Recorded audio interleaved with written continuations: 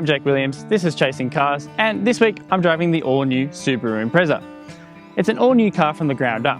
It features a new platform, a new interior, a new engine, and some new styling funk.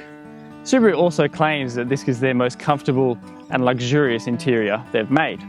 So let's get straight into it then. Is the new Impreza impressive enough to earn a spot on your test drive list?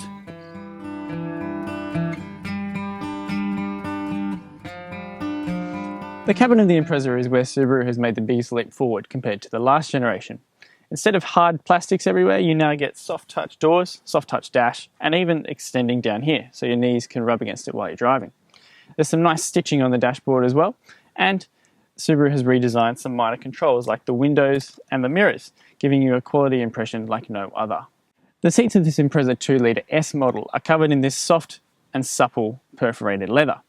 The seats themselves are a little bit small though, and if you get any other model apart from the 2-litre S, they're not electrically adjustable, which means that you don't have under-thigh angle support. It's also a shame that the seats don't include lumbar adjustment because your lower back doesn't get much support at all.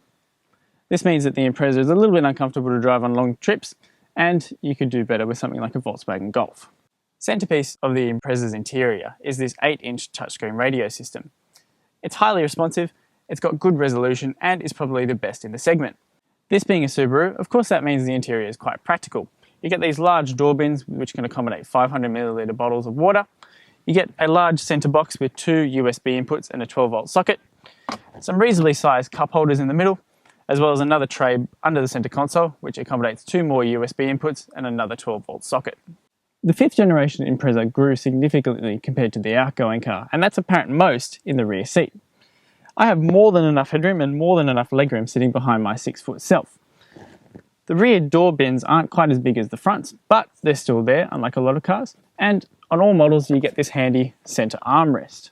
However, unlike a lot of cars like the Volkswagen Golf, you don't get rear air vents or even 2 map pockets, and the rear charging points of the Levorg wagon, which sits above this, aren't included as well. While I'm here, let's talk about the Impreza's pricing.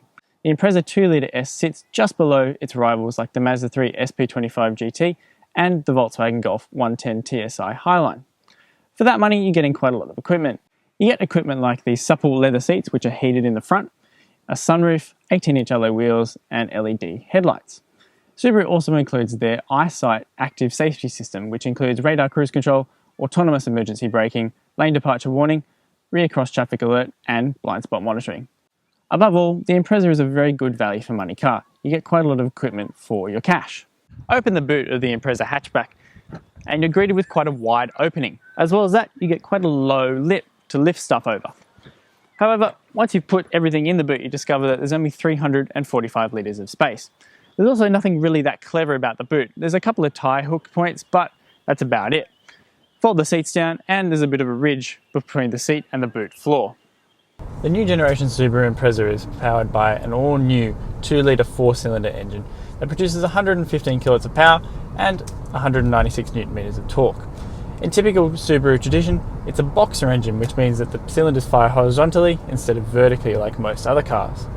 In Australia, we only received the Impreza as a CVT automatic, but that's okay. You can still shift the car manually using the paddle shifters, and you get 7 predefined stepped ratios. On paper at least, the Impreza's outputs seem class competitive, but its circa 1500 kilogram weight translates that into very sluggish real-world performance. Subaru quotes the 0 to 100 km/h acceleration time in the 11-second range, which is around 4 seconds slower than its price point rival, the Mazda 3 SP25 GT. The Impreza's peak power and peak torque figures are produced at very high revs, at 6000 RPM and 4600 RPM respectively. That means that when you want some power, you have to rev the nuts off it. And because it's got a CVT, that means that the engine stays at high revs constantly. The combination of weight, a low power figure, and a CVT transmission mean that the Impreza's fuel consumption suffers considerably. Subaru claims an average of 7.2 litres per 100 kilometres, which is definitely above most of the competitor set. However, in our time with the car, we've barely managed to get below 10. Eventually settling on an average of 9.5. Around town, you'll struggle to see below 11, and that means that combined with a 50-litre fuel tank, you'll barely even see 500 kilometers from a tank of fuel. Dynamically, the Impreza is a bit of a mixed bag. Around town at least, the steering is light and predictable, and the ride quality is quite supple. However, up the speed to country roads, and you notice that undulations are felt much more severely than they are in town. The Impreza's ride quality is simply not as good as the Volkswagen Golf or the Mazda 3. However, regardless of the speed, the Impreza's road noise is well insulated from the outside, and it's a generally comfortable place to be. So, is the Impreza impressive? Sure, but this is a case of nice car, shame about the engine.